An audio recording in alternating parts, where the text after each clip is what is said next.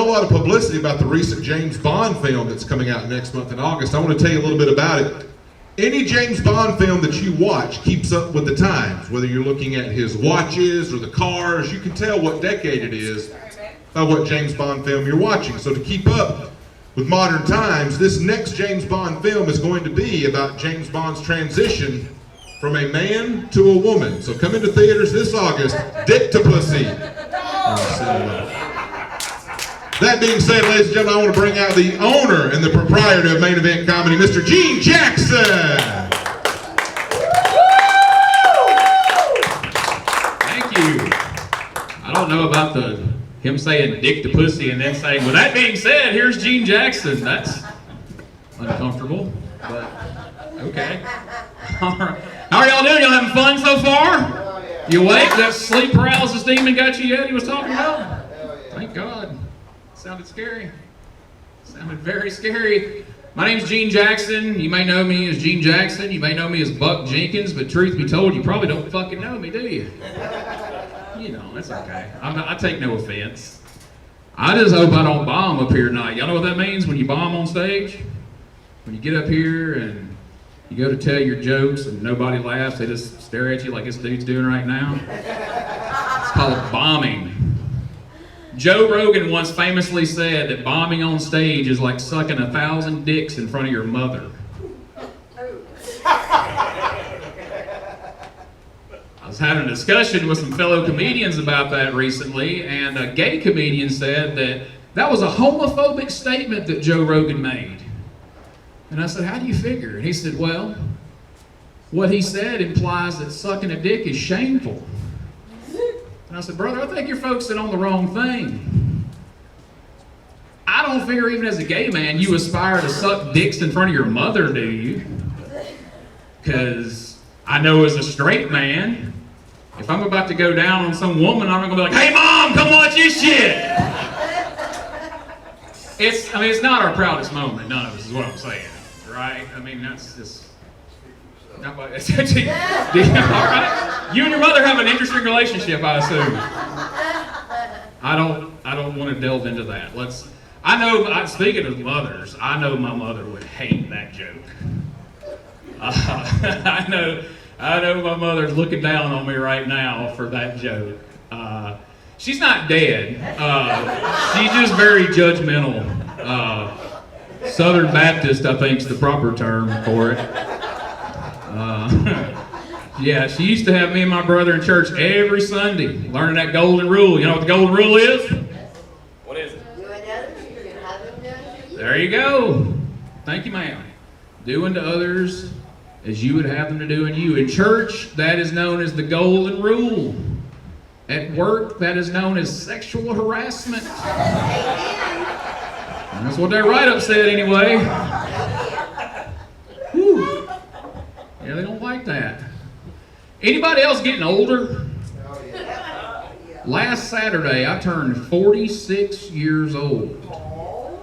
Now, I don't say that to get a cheap pop or get anybody to say happy birthday or none of that bullshit. It's just, I've got a lot of friends that over the years, as they turned 30, they freaked out. Some of them when they turned 35, it freaked them out. Some of them when they turned 40, 45, it freaked them out. I didn't give a shit about none of those. Didn't faze me, not a bit. 46? Felt a little different. 46 is closer to 50 than it is to 40. And something about that 50, man, that half a century shit, it don't sit well with me. This is the first birthday where I finally come to the realization I have lived over half my life. Okay? I mean, look at me. I'm not making it to 90, okay? Let's be honest. I should have came to that realization at 30. According to my last doctor visit, I probably should have come to that realization at 25. We may not make it to 50. I'm in rough shape, y'all. But you know what? As you get older, you start realizing that there's certain things you're too old for now. It just is. Like for instance, you can't use certain slang words when you're over 40. I was walking through an outdoor store the other day, and this salesman showing this guy his lawnmower. And he says, yeah, this one's got a 50-inch deck and a 23 horsepower Kawasaki. And that dude said, word, that's dope. I stopped in my tracks, turned around and stared at this guy. Now, you hear me say that in your mind right now, you know you are, you may not admit it, but in your mind, when I said that, you pictured a young black guy, or perhaps Dave Chappelle. Well, guess what? It was neither one. It was a 50-year-old white dude with khaki shorts and a fucking Salt Life t-shirt on in Birmingham, Alabama. First of all, if you have a Salt Life shirt or one of them goddamn Salt Life stickers on your vehicle in Alabama and you're not down on the coast, I'm not going on that rant tonight. That's a whole nother, we ain't got enough time. That's a whole nother, we'll do that one later. Okay, well, let me tell the truth about that story. You know, they always say, tell your real life. Okay, I didn't walk through and hear a salesman. I was the salesman, okay? There was a fucking 50-year-old guy in khaki shorts and a Salt Life t-shirt. I was showing him a zero-turn lawnmower, and I said, hey, this thing's got a 23 horsepower Kawasaki. And he looked at me in my face, and he goes, word, that's dope. And my fucking jaw dropped, and I just stared at him. And I go, well, usually these have the Kohler engine, but this one's got a Kawasaki, and I'm speaking through my teeth, and he goes, oh man, them Kohlers are whack. He's like, Kawasaki, that's what's up. And I'm like, get the fuck out of my store. And it's not my store, I'm just the manager, but I know the owner pretty well, and he wouldn't want me to do business with that piece of shit, okay? He would not, because, I don't need that guy coming in 6 months from now to get service done, and he's like, man, this fucking engine, man, it's tripping. Dog, this engine's tripping, okay? If you are over 25 years old, you can't say word, you can't say dope, you can't say that's what's up, you sure as hell can't say whack, okay? If you're white in general, don't fucking say any of those words as slang, okay? Just, please don't. I mean, no matter what age you are, just don't do that, all right? That's all I'm asking. I feel bad, I was late getting here tonight, I had to sneak in. 20 minutes late, still half drunk, high as hell. Reminded me of back in the day, sneaking into class like that. You sneak into class, 20 minutes drunk, high as hell. That's how I lost my teaching job. Yeah. I'm just kidding, I ain't never done no teaching. May surprise some of you. May surprise some of you, but I ain't never done no teaching. But I did always like school. Did y'all like school? No? I'm surprised. You look like a dude that would really enjoy school. Okay. All right. Well, you were the guy that I was selling pills to then. See, because I liked school. Because there was, the bathroom was indoors. There was plenty of guys like you to sell pills to, I mean, first vagina I ever saw in my life was in middle school. And they would fucking fire Miss Johnson for that shit these days. We knew how to keep our mouth shut back then, man. These kids today, they don't know how to keep their fucking mouth shut. Of course, they know how lucky they got it. And a day goes by, you look on that damn Facebook, and there's some shit that looks like the gal from the Warrant Cherry Pie video going to prison for sleeping with a student. Back in my day, women teachers were like goddamn Dusty Rhodes, okay? We weren't telling nobody. We were telling them, you better not tell nobody we did this. Best believe we wasn't telling nobody. Fuck that. Speaking of schools, let me give you all a little bit of free advice so you don't have to learn the hard way like I did, okay? If you ever get roped into going down to school and video recording something, okay, don't show up to the school and say, I'm here to shoot the kids, because even if you've got a camera on your shoulder, they will call the law on your ass every time. I promise you. Every fucking time. Speaking of schools, what the fuck is going on with school fundraisers these days? When I was a kid, and I see most of y'all are kind of along my same age, I'm not saying y'all are 46 or nothing, but, back in my day when the school wanted to raise funds, they handed the kids boxes of candy bars, world's finest chocolate, $1 a piece. Yeah. And you went out in the neighborhood and you hustled candy bars. And any given time, you had a little brown envelope, had anywhere from $2 to $25 cash in that thing, and one check where the weird old man down the road spent 20 minutes scribbling out a $3 fucking check to buy 3 candy bars. The rest of it, you had like $25 cash. And if you wanted to avoid that shit, you just said, hey man, I ain't got no cash on me right now. And then you didn't have to buy anything. No, not anymore. 2 months ago, I was coming out of Walmart. I got hemmed up by 4 Girl Scouts as I come through the door. They roll up on me 4 deep. How many boxes of cookies you gonna buy? I said, oh, I'm sorry, I ain't got no cash. And one bitch pulled out her phone and said, that's cool, we can take all major credit cards, PayPal, Venmo, Cash App, Bitcoin, and food stamps. How many boxes you want? I was like, fuck, give me 6 tag-alongs, I guess. What are you gonna do, you know? But I was just impressed that it was actually little Girl Scouts that was out there trying to sell it to me, because we all know what happened to fundraising. You know, I said when we were kids, we went out and we sold boxes of candy bars. Then a few years later, that ain't how it worked. The parents go to work and harass their co-workers to buy all that bullshit. Shit, I started eating out for lunch every day because it was cheaper for me to pay restaurant prices for lunch than it was for me to buy bullshit in the break room from everybody's goddamn kids. They'd have them catalogs and you're gonna go in there and pay $27 for a bucket of popcorn because I couldn't tell Susan no. It ain't like that no more. I started back going to the break room. I couldn't afford that anymore, so I went in the break room.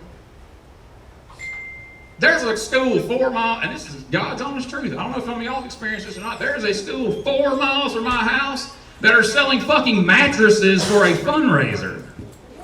Mattresses.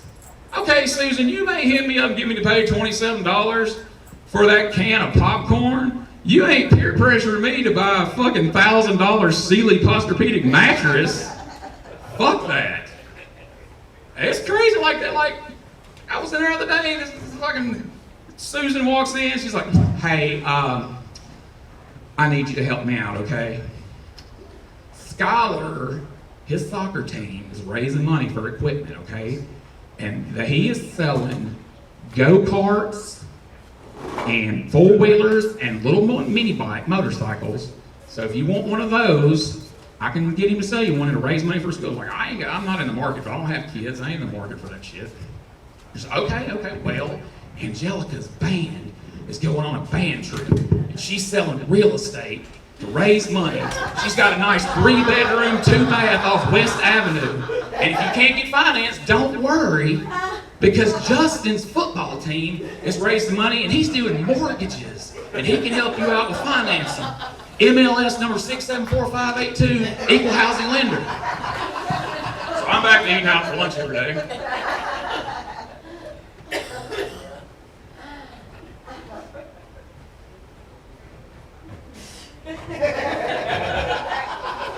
I don't even know where that came from, but that threw me off. Like I said, I don't even really know where that came from exactly. But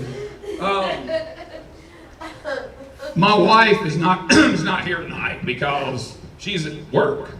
Okay, my wife works full time at the hospital. She's taking college courses, and she's taking real estate courses.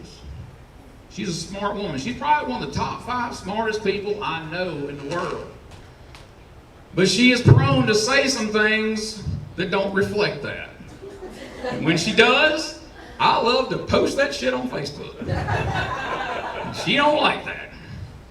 One of my favorites, there's my top 3, I'll share those with you. They might not be as funny to you as they are to me.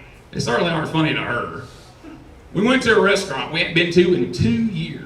She loves that place. We pulled in the parking lot. She goes, oh my God, I didn't know you were bringing me here. We ain't been here since the last time we were here. Not inaccurate. Took her to Nashville, Tennessee. We went to, I don't know if any of you are wrestling fans in here, but we went to a Lucha Libre wrestling show, which Lucha Libre is Mexican wrestling. She knew what it was. We pull up in the parking lot. We're sitting there. We like to people watch before we go to things, and we're sitting there, and swear to God, she looks around and she goes, wow, there's a whole lot of Mexican people at this thing. You think? She's like, don't post that on there. Click. Like, put that on Facebook and see you goddamn right. But my all-time favorite, the home run, the one that every year when it pops up on my timeline, I share it again, and she gets mad all over again. I'm sitting in the living room watching TV. She comes out of the bathroom from taking a shower, and she says, "Wow, that new razor I got is awesome. My legs are as smooth as a kid's ass." And I go, "It's smooth as a baby's butt." And she goes, "It's the same thing." I go, no, it's not. One is a perfectly social acceptable phrase that people have said for years. The other sounds like a quote from the Jared from Subway fucking trial. Let's not say that anymore. As I hit the button, she's like, "But you didn't put it on." Fuck, you put it on Facebook, didn't you? Oh, yeah. Yeah, it's been shared 3 times. That was 3 years ago. It's been shared 3 times so far. And we fight about it each and every time. But, all right, y'all, appreciate it. Y'all been cool. My name's Gene Jackson. Thank you guys for being so dope. Appreciate that. Very non-whack of you. And that's what's up. We'll see y'all. Mr. Shane Owens. All right, keep it going for Gene Jackson. Man. Make sure you guys find Happy Hour Comedy Club on Facebook, Snapchat, Twitter. Give us a like and a share before we bring out our headliner for